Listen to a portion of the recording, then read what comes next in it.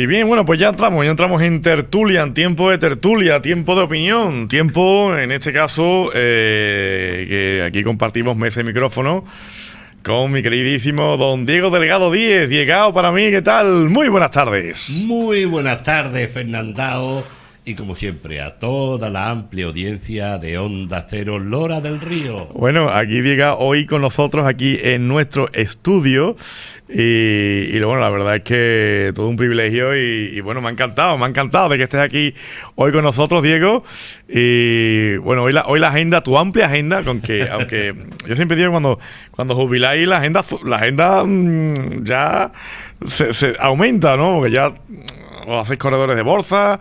Digo, aprendemos árabe por esto, árabe por exactamente, aquello. tantas y tantas cosas, pero bueno, hoy la agenda, tu amplia agenda te ha permitido el poder estar aquí. Sí, porque además tengo varios compromisos hoy en Lora y entonces sí, de todas formas me apetecía venir a hacer el programa aquí contigo, con Eva también. Me gusta más hacerlo aquí que no de esa forma distante a través de una pantalla, pero bueno, hoy ha podido ser y aquí estamos. Efectivamente, bueno, Eva, que está de vacaciones, como sabemos todos, y de momento me tienen que soportar los oyentes. Le van a soportar. Y las oyentes.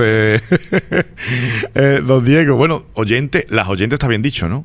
Claro, digo yo, porque hoy día, vete tú a saber. Claro, no. Porque oyentas suena mal, ¿verdad? Suena mal. Oyentas. Y taxisto, porque una persona, un taxista es un hombre. ¿O taciste? Pero taxiste, yo qué sé. Ese tipo, yo de verdad, que nos vamos a lo fácil, a lo práctico. Hombre, como dice en el gol de Isco, Anthony Taciste. Taciste Anthony, ¿no? En el gol de Isco. Bueno, Ángel Betty. Qué gana tengo que llegar, que vuelva Isco ya. Madre mía. Bueno, Diego, cuéntame, ¿qué te ha pasado algo esta mañana? ¿Qué te ha pasado en el tren? Siempre pasa algo. Es que a ti la actualidad te persigue, ¿eh? Te persigue a ti la actualidad, ¿eh? ¿Qué te ha pasado en el tren? Hombre, primero que ha llegado tarde, poco, pero ha llegado con un ligero retraso. Y yo creo que eso es también porque el tren se adapta un poco a la personalidad de quien va, ¿no? Entonces yo iba en el tren, por el tren va con retraso, porque lleva a un retrasado. No. Pero que al bajarme del tren, pues nada, había una señora con un andador y me preguntó que dónde había otro ascensor. Y digo, pues no hay, el que hay es ese, en los tres andenes, pero es el único. Y me dijo que no funcionaba, que estaba averiado. Y claro, no podía bajar las escaleras con el andador. Y decía, bueno, más o menos, pues yo le ayudé en lo que pude, pues yo me tengo que agarrar para bajar. Luego para subir a lo mejor es un poco más fácil, ¿no? Pero yo tengo el problema de que los escalones yo los veo como una rampa. Claro. Como no estén señalizados, yo los veo como una rampa. Entonces tengo que ir agarrado en las barandillas y tengo que calcular dónde está el siguiente escalón. Pero aún así yo pude estar con la señora, ayudarla. Luego ya para subir digo que es un poco más fácil y me decía la mujer, dice, bueno, y quien venga con un carrito con los niños pequeños, una persona en silla de ruedas, ¿cómo se las apaña? Digo, pues no tengo ni idea. Digo, pues vamos a preguntar ahí en la taquilla a ver cuál es la solución y yo me entero también, ¿no? Si hay alguna alternativa. La taquilla cerrada, pues como otras muchas veces, ¿no? No voy a culpar a quien esté ahí, sino a quien tenga que programar, organizar de que ese servicio esté disponible. Y hemos por lo menos algo de información, ¿en qué te pueda dar información, ¿no? De algo, ¿no? De eso se carece muchísimo aquí en el tema. Es verdad que hay una aplicación que te dice cuándo vienen los trenes con retraso. Por cierto, esta mañana un tren que salía de Lora, creo que era a las 6:30, no sé, lo digo de memoria, tardó 44 minutos en llegar a Guadajoz. No me digas. 44 minutos en llegar a Guadajoz. Viene en la aplicación de Renfe. Pasan cosas muy raras con todo esto. Y les prometo que dentro de no mucho, en el programa de reflexiones, vamos a volver a hablar del tema de los trenes de cercanía y vamos a dar una explicación de qué está pasando con las unidades de los trenes, por qué tienen tantos fallos. Pues la verdad es que esperamos con ya incluso con ansiedad esa reflexión de Diego Delgado en torno a Renfe, porque de verdad yo no sé exactamente, porque claro, yo sé que ahí en taquilla siempre hay alguien, o debe de haber alguien. Debe, tú lo has dicho, debe. Pero... bueno, vamos a ver, debe, yo qué sé, yo es que vamos a ver, partiendo de la base, que uno habla muchas veces desde la ignorancia, pero bueno, ahora uno está pensando en voz alta y lo dice, ¿no? Yo entiendo que hay una persona que tiene un horario, ¿no? Entiendo, ¿no? Un horario establecido y tiene que estar ahí las horas que le correspondan en esa zona, ¿no? Yo no entiendo por qué tiene que estar cerrado. Porque hay una infraestructura ahí, hay una organización y esa organización tiene que poner a las personas que tenga disponibles para ese servicio, pero cuando no hay una persona disponible, pues no se busca una alternativa. Si la hay, no se busca.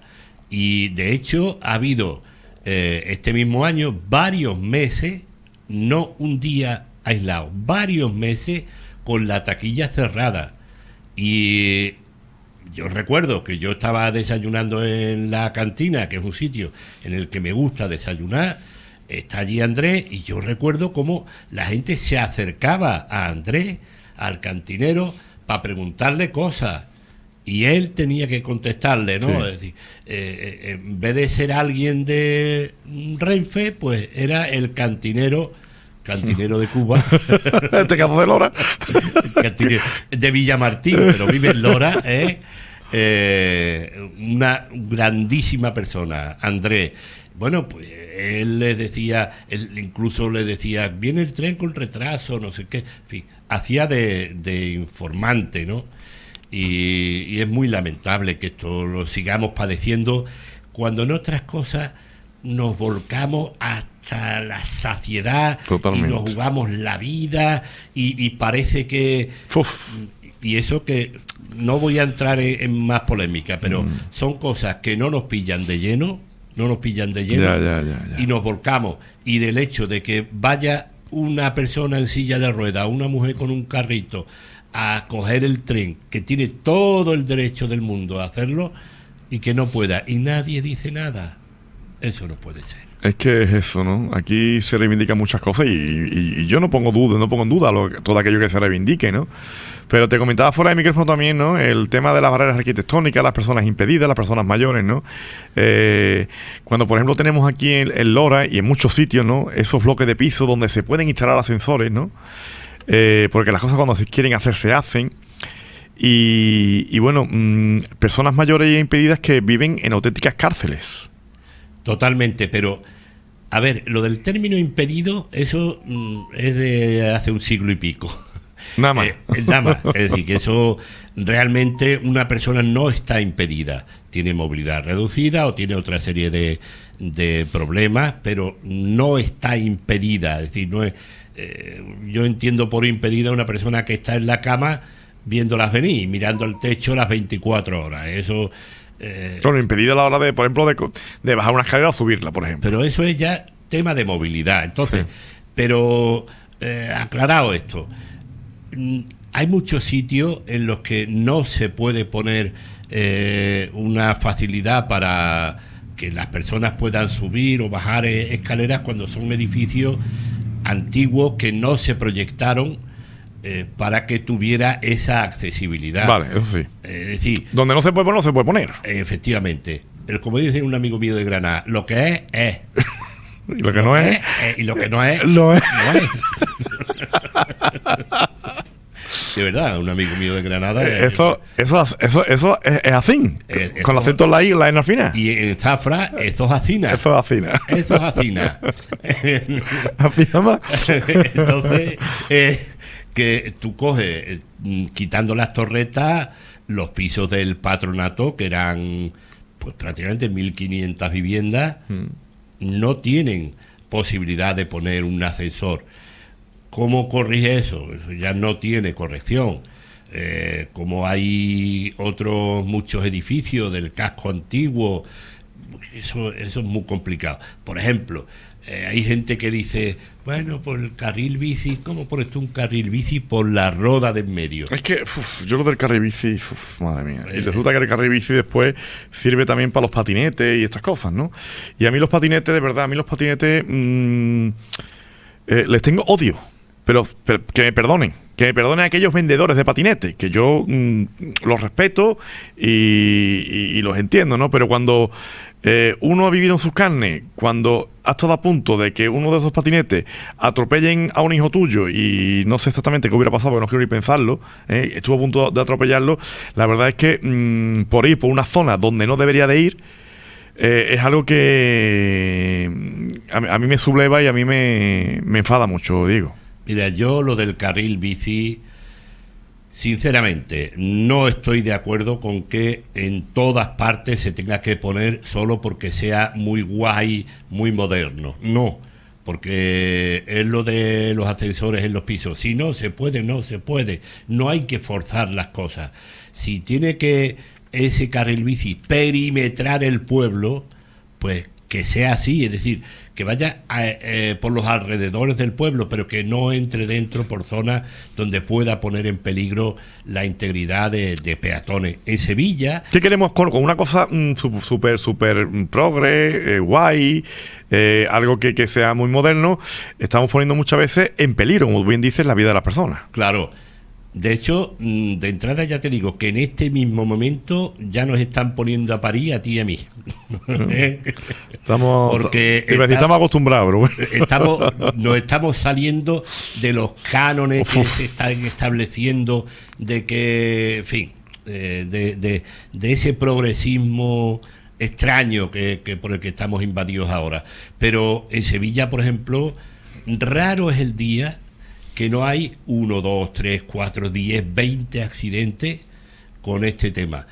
Para los ciegos, y yo ahí sí que estoy muy involucrado, para los ciegos o para los que tenemos una baja visión, eso es un peligro, no sabes tú de qué tipo, porque en Sevilla, por ejemplo, cuando dice la independencia de los ciegos que pueden caminar, tú vete por un carril bici, que si no te atropellan, compra cupones porque seguro que te toca, porque es una suerte que tú vayas y que atravieses si vas solo. Si vas con otra persona que sea vidente, pues claro, será un poco más fácil, pero es muy difícil. Vidente te refiere que vea, ¿no? Que vea, es decir... No que vea el futuro, sino que vea... No, ha hecho vidente. Vidente Calderón, el del Atlético de Madrid, no. No, tú sabes que hay gente que va a videntes para que le lean... Sí. Y está ese vidente Calderón. Hay que ver. Hay un estadio llamado vidente. Yo no sé. Es que esto es bueno, esto es buenísimo. Que salga así la espontaneidad en la radio, a mí me encanta. Claro, eso. Claro. Eso es lo que le da categoría a un programa y a una emisora. Hombre, que evidente eso, que que tenga visión, ¿no? Porque también puede ser alguien que lea el futuro o que tenga 2 dientes, ¿no? También. también. Que puede también tener 2 dientes, ¿no? A ver. En este caso tú eres el vidente y yo soy el ciego. Madre mía. Pero es verdad que en esos sitios así es un peligro el que te encuentres por tantas zonas. Mira, yo recuerdo, para que veas la hipocresía de estas cosas así, ¿no? Se inauguró uno de los tramos del carril bici, no sé si sería de los primeros, en Sevilla, y lo inauguraba, era entonces concejal de movilidad o algo de esto del Ayuntamiento de Sevilla.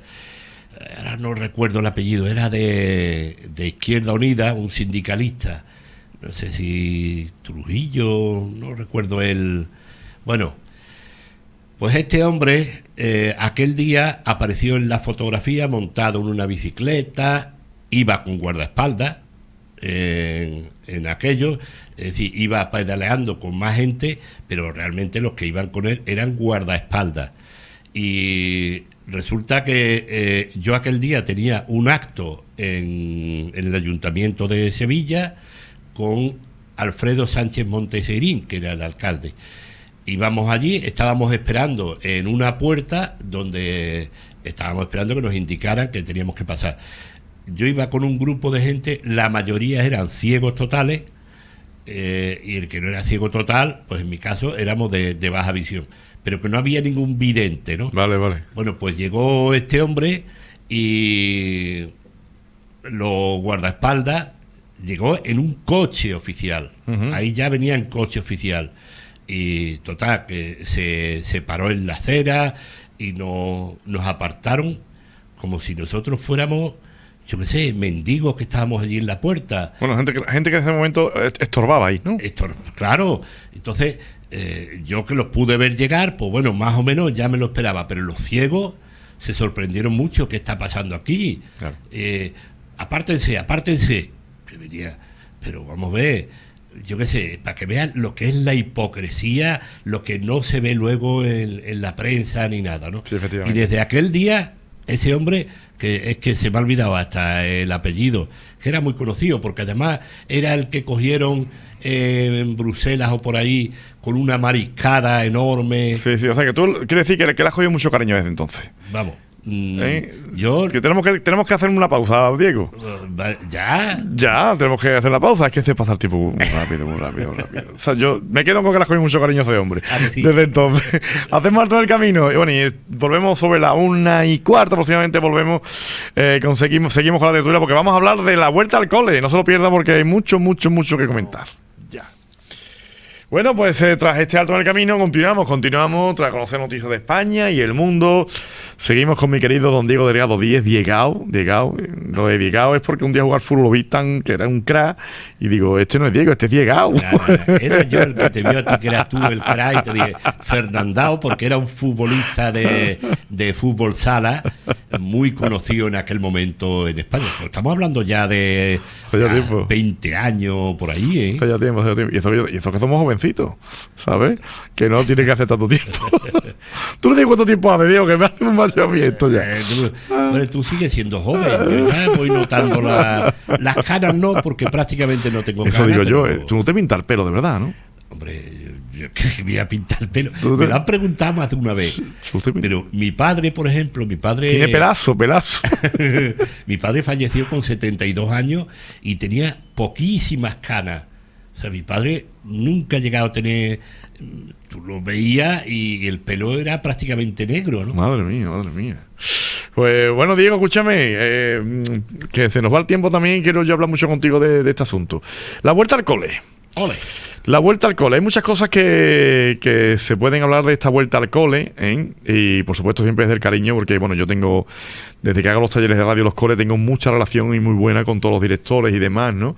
Pero bueno, evidentemente desde el cariño hay cosas que evidentemente gustan y otras que no. Otras que nos gustan y las podemos comentar, ¿no? Por supuesto que sí. Y no solamente ya por los actuales, sino es una tónica general en la educación ya en toda España, ¿no? Porque, bueno, ¿tú cómo has vivido la vuelta al cole, Diego? ¿Cómo la has vivido? No la he vivido, porque yo tengo mi nieto. Bueno, la vuelta al cole ya, yo cuando hablo de vuelta al cole hablo de vuelta a todo, porque el mes de septiembre en realidad para mí comienza el año. No comienza en enero, comienza en septiembre. Claro, igual que para muchas cosas, es septiembre el mes con el que se arranca todo. Ahora, antes la liga empezaba en septiembre, ahora ya en agosto. Y entonces ahí es donde ya era el pistoletazo de salida de todo, cuando juntábamos las estampitas del fútbol. Oye, yo las junto ahora. ¿Ah, sí? Ahora, hombre, claro, tengo 2 niños chiquititos. Bueno, que ya están con las estampitas y ahora yo me he arrimado y estamos haciendo el álbum juntos y yo estoy disfrutando como nada, ¿vale? Con eso. Mi nieto eso no le ha llamado nunca la atención, lo de las estampitas. Ay, me encanta. Que a mí, yo era de estos niños que coleccionaban.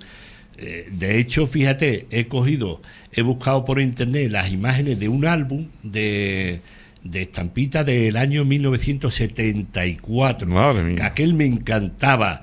Ahí estaban jugadores como Pirri, Ayala del Atlético de Madrid, Cruyff.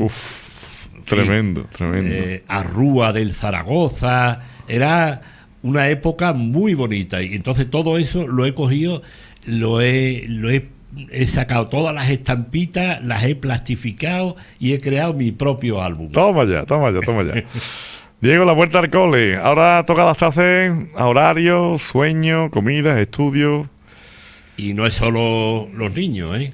Ahora eso, ¿cómo se puede ayudar a todo eso? ¿Cómo se come todo esto ahora? Porque los niños han pasado de estar de vacaciones durante más de 2 meses y ahora pues comienza una adaptación rapidísima para todo. Claro. Y ahora se tienen que levantar temprano, unos lo aceptan mejor y otros no tan bien. Se levantan Pero estos niños y no tan niños, ¿eh? Claro. Y yo esta mañana veía en el microbús, cuando iba hacia la estación en San José de la Rinconada, una madre con 2 niños, un bebé y el otro que ya iba al colegio y no sé, el niño iba como serio, como... con cara de lunes. Sí, y tendría pues 7, 8 años con cara de lunes, pero hoy es miércoles. Hoy es miércoles. Y también ahora los niños de más corta edad pues tienen nada más que 2 horas, ¿no? Eso a mí me ha matado, digo. A mí eso me ha matado. De verdad. Y a muchos padres. Hombre, es que yo lo vengo diciendo y lo otro también hice una especie de reflexión también al respecto. A ver, lo del tema de adaptación. Yo entiendo que los niños se tienen que adaptar, pero no se van a adaptar en un día. Tienen que ser todo progresivamente, ¿no? Pero el hecho de poner un día de entrada de 12 de la mañana a 2 de la tarde, de verdad, yo entiendo que, bueno, es para que los niños vayan cogiendo, me parece muy bien, pero volvemos a lo mismo, ¿no? Volvemos otra vez un poquito al paralelismo que hacías antes con el tema del carril bici y lo que puede provocar el carril bici en el centro, que son accidentes y demás, ¿no? ¿Me quieren a mí decir qué persona termina de trabajar a las 12 de la mañana para poder llevar a los niños al cole? Los jubilados. Que claro. Si no tiene un jubilado cerca, claro. Tiene complicado. Es que un jubilado hoy en día vale oro. Pero si no tienes a esa persona, no tienes al abuelo, no tienes a la abuela, porque a lo mejor tienes tus padres o tu suegro que no están para cuidar, sino para ser cuidados, te planteas un problema muy gordo. Claro. Y ahora no solamente el llevarlos y recogerlos, sino el tener que estar pendiente de que digo yo, de ir a por el material escolar, de muchas cosas que hay que tener plena disponibilidad y no todos los padres tienen esa disponibilidad. De hecho, hay familias que los niños salen ¿a qué hora habéis dicho? A las 12. Tío, a las 12 entran a las 12 de la mañana y salen a las 2 de la tarde. Bueno, pues a las 2 de la tarde y los padres llegan a las 4.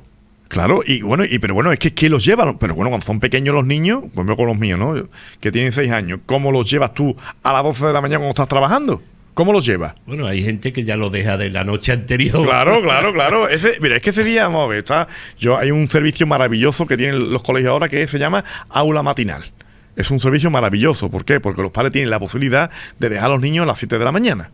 Cuando se van a trabajar, desde las 7 lo pueden dejar los niños ya en el colegio, ¿no? Eso es una cosa maravillosa porque ayuda mucho a los padres de cara a que los que están trabajando. Pero una persona que ese día, a las 12 de la mañana, tiene que salirse del trabajo para poder llevarlos al cole.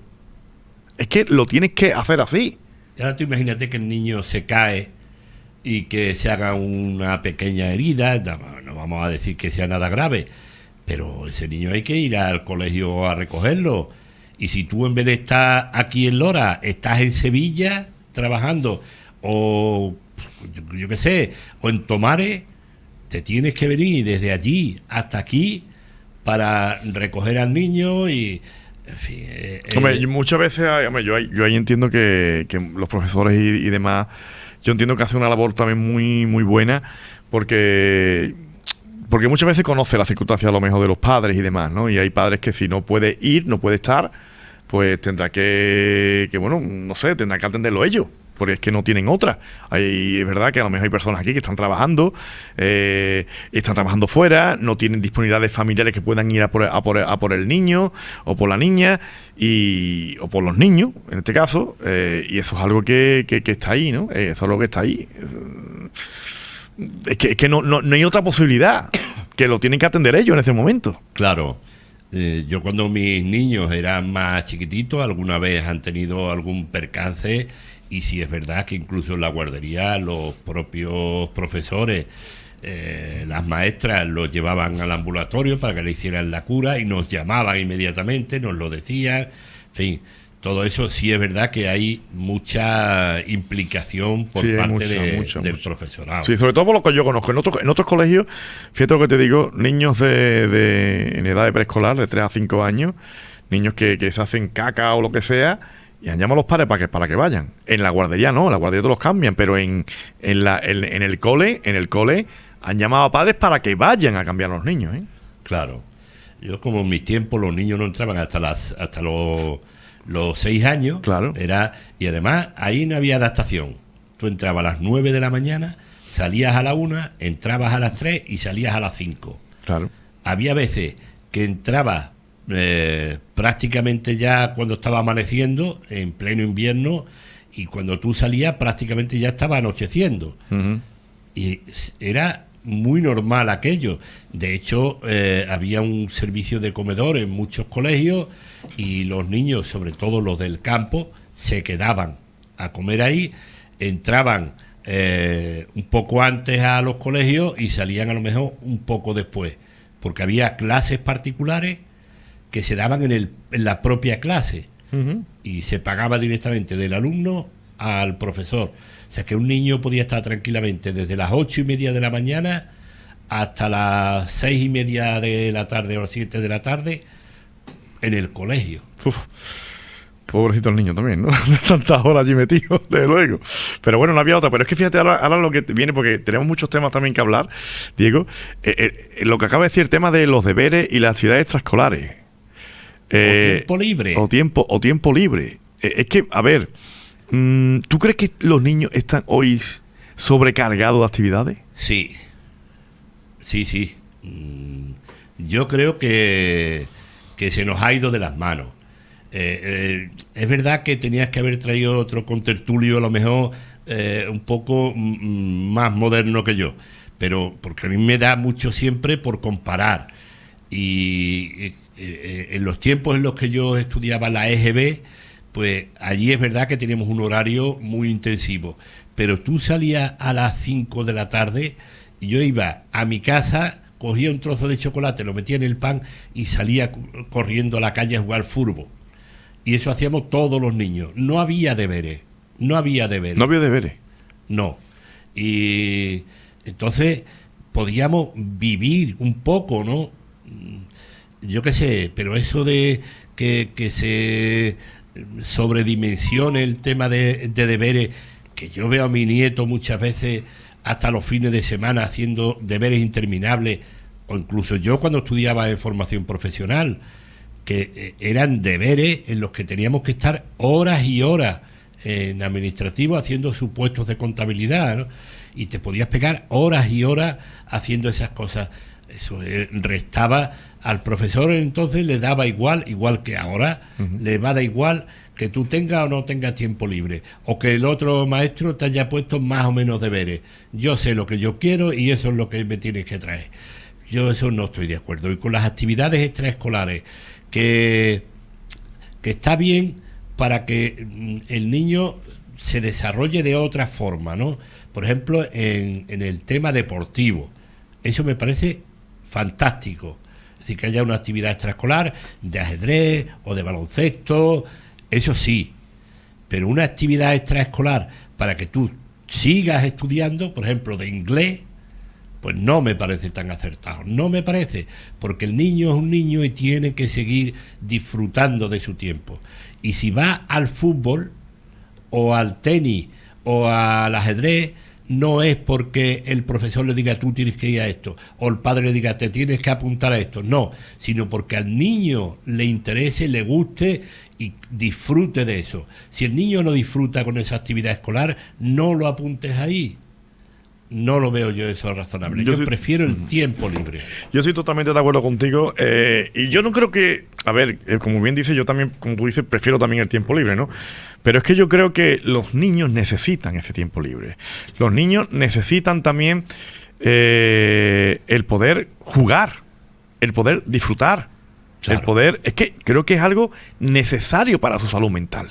El hecho de que se liberen, de que jueguen, de que se desarrollen también físicamente, es algo fundamental. Ya tienen la mañana para hacer ese tipo de desempeño, como es estudiar, hacer sus tareas, hacer sus deberes.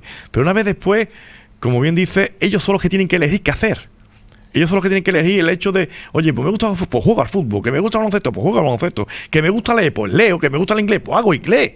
Pero que sean ellos que lo hagan, que lo decidan. Lo que no me parece tan acertado es que ese tiempo libre lo dediquen a la Play, ¿no? Claro. Jugando a la Play o con el móvil. Claro, eso no.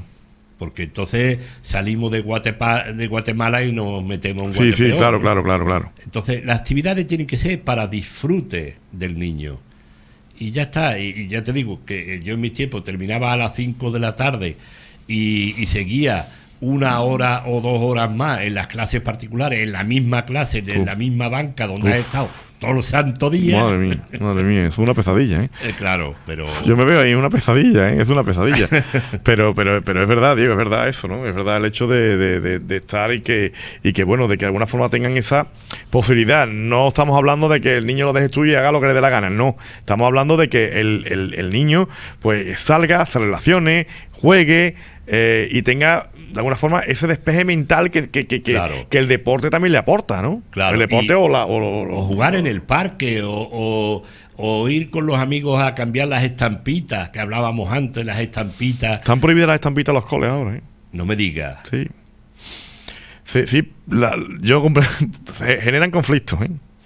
Generan conflictos, sobre todo los más pequeños generan conflictos porque me ha quitado las estampitas, ceño, papá, y ha habido un momento que está prohibido las estampitas. Fíjate, nosotros en el recreo... Sobre todo en los más pequeños, ¿eh? En los más pequeños, los mayores ya no sé. En el recreo, igual que luego fuera también, jugábamos a la estampita, pero con una baraja de cartas y una timba en el recreo. Sí. Y jugábamos a las cartas. A apostar. Como si fuera un casino aquello. Sí, pero es verdad, digo también que tú date cuenta que antes también, por ejemplo, el tema de fútbol, baloncesto, el deporte, se jugaba en cualquier lado. Hoy donde se juega ya. Es que hoy tampoco se juega. Bueno, no porque se juega, hoy es que no se juega no por nada, sino porque es que no se permite jugar. Hoy donde se permite jugar al fútbol.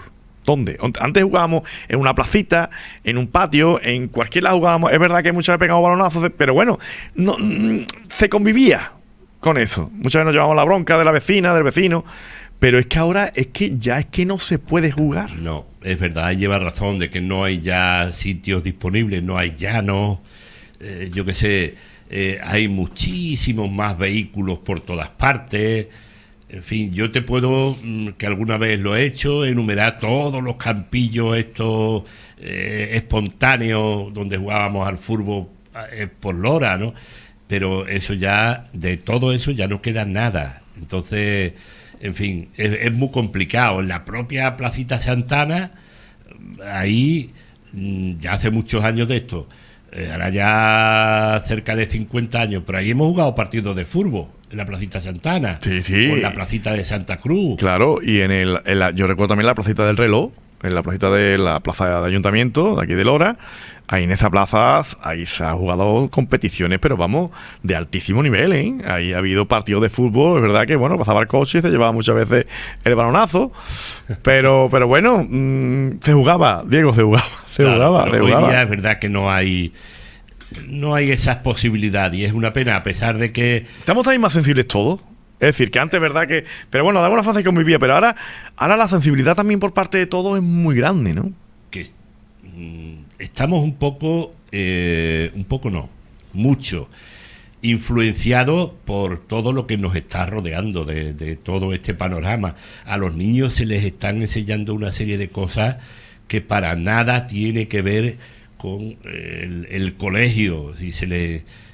No quiero entrar en matizar mucho la polémica, pero yo creo que es de cárcel de por vida, como se ha visto en Cataluña, en un colegio, que a niños de 3 años, en un colegio, una profesora, un colegio estatal, que se les enseñe a cómo hacer el amor, niños de 3 años, cómo identificarte tu género. Yo, de verdad... Eso no sé, no conozco esa noticia, Eso no es de ahora, es de hace ya no muchos años, poquitos años, Estamos hablando de poquitos años. Pues ocurrió, niños de entre 3 y 6 años, en un colegio en Cataluña. Esos profesores es para cogerlo y decir, usted se va a la cárcel y hasta que no cambie el mundo, usted no sale de ahí. Y ya está, porque tú no puedes influenciar a los niños de esa forma. Ese tipo de educación no se puede permitir. Tú vas al colegio a aprender conocimientos y no para que te metan en la cabeza unas ideas que para nada tiene que ver con eso. Me deja frío, la verdad. Pues hay más ejemplos, no igual que este, que por cierto, ¿sabe lo que le pasó a aquella profesora? Nada. Aquello salió en las noticias, pero muy por encima, y a aquella profesora no le pasó nada. Y después hablan de que en los tiempos en los que yo era niño, el profesor le pegaba una aguantada al chiquillo. Eso era un delito de sangre. No te voy a decir que yo defienda lo de pegarle, no. Yo recuerdo una madre, cuando yo entré en primero de GB, donde está ahora el centro ocupacional, en la Avenida de la Cruz, pues allí yo entré. ¿Aquello era el instituto? Aquello fue instituto de enseñanza dependiente de Osuna. Y cuando yo estuve allí, aquello dependía de San José de Calazán. Estoy hablando que yo estaba allí en el año 1970, hace ya pues yo recuerdo aquel día, porque ese día aquello me llamó muchísimo la atención. Una madre vino, habló con la profesora y se le dijo a la profesora, usted le pega al niño lo que haga falta. También he vivido yo eso. Bueno, a mí me empezaron a temblar las piernas. Mi madre, yo sé que no le iba a decir eso a la profesora, digo, pero a la profesora, lo mismo que le pega a me va a pegar a mí. De hecho, a mí me pegó aquella profesora. Y a todos, yo creo que en aquella clase... No se libró ni uno. No se libró nadie. Madre mía, madre mía. Yo creo que no se libró ni la profesora que se daba con el látigo en la espalda. Oye, Diego, escúchame, en tu época de estudiante, y también lo extrapolo también a la época actual, y bueno, yo tengo también conocimiento y yo sé que sobre todo a estos alumnos y alumnas que tienen esas necesidades especiales, ¿sabes?, de educación y demás, ¿no? Por algún tipo de minusvalía o lo que sea, se les suele integrar muy bien y sobre todo también los compañeros están muy arropados y muy concienciados, con independencia de la edad, ¿no? Pero tú por tu problema de visión y demás, Diego, no sé, en tu época, ¿cómo fue? Pues, bueno, en mi época fue muy difícil. Y para mí fue muy difícil, porque esta sensibilización que hay hoy día no la había entonces, no la había. Y de hecho, hoy día, aunque todo sea muy guay, muy progre, también deja mucho que desear, sobre todo por parte de algunos profesores que no entienden una serie de discapacidades. Me explico. Un cojo es un cojo y tú sabes que tú no puedes poner al cojo a correr 100 metros porque te va a llegar al último. Tú a un ciego no lo puedes poner atrás del todo en la clase porque no va a ver lo que haya en la pizarra. Bueno, a un ciego me refiero a una persona con déficit visual.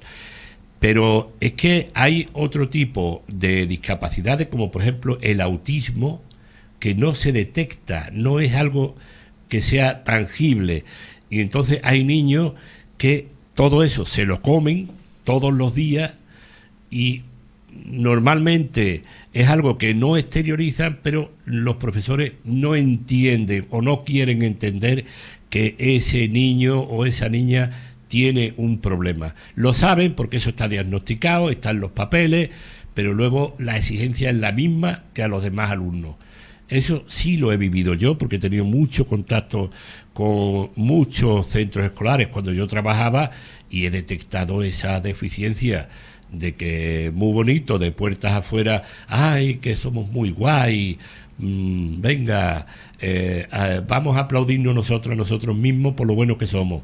Pero luego en la clase, al niño que está y que tiene ese déficit de atención o ese autismo, lo que hacen es que lo desplazan. Y eso no voy a decir que suceda en todas partes, porque no, pero que os sucede, yo te digo que sí, porque yo lo he comprobado en algunos colegios. Es una gran pena que suceda. Yo, sinceramente, tengo que decirte que lo que yo he vivido aquí en Lora, y estoy viendo aquí en Lora del Río, la verdad que es al contrario, y bueno, aquí tenemos unos profesores maravillosos que sin duda se interesan mucho. A mí, yo he tenido en talleres de radio alumnos y alumnas con Asperger, con algún tipo de trastorno en cuanto al espectro autista, pero y bueno, perfectamente integrados con sus compañeros e incluso los profesores muy pendientes de ellos. Al menos yo eso sí lo he visto aquí, Diego, eso sí lo he visto aquí. Pero es verdad que es una pena que tengas conocimiento de que en otros sitios a lo mejor no suceda eso, ¿eh? Efectivamente. Fíjate que hubo un colegio en Lora que estuvo muy por encima y muy adelantado a su tiempo, y era el Reyes de España en todo lo de integración, pero ya no solamente con niños con discapacidad o con algún tipo de autismo o, ¿qué te digo yo?, cualquier otra dificultad que pudieran tener. Es que el tipo de profesores que había allí en aquel momento, estamos hablando de mediados de los años 70, en el 76 fue cuando se inauguró el Colegio Reyes de España. Bueno, pues increíble la labor que hacían aquellos profesores, cogiendo niños de raza gitana que venían de coger melones en el campo, que no sabían ni cuánto era 1 más 1, meterlo allí, niños de otros barrios que teóricamente eran conflictivos, no los barrios, sino los niños y las familias de los niños, y los metían allí.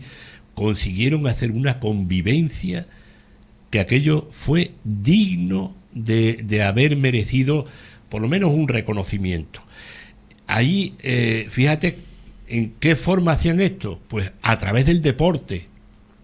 Ellos crearon con sus propias competiciones deportivas, tenían su propia equipación deportiva, que era la bandera de Andalucía, tenían un taller de radio, mucho antes que tú. Madre mía, ¿qué me dices? Aquello era Radio Futuro, se llamaba. Madre mía, qué bien, Radio Futuro. Qué bueno. Y tenían, vamos, de hecho hasta emitían, es decir, era poco el alcance, pero emitían al exterior.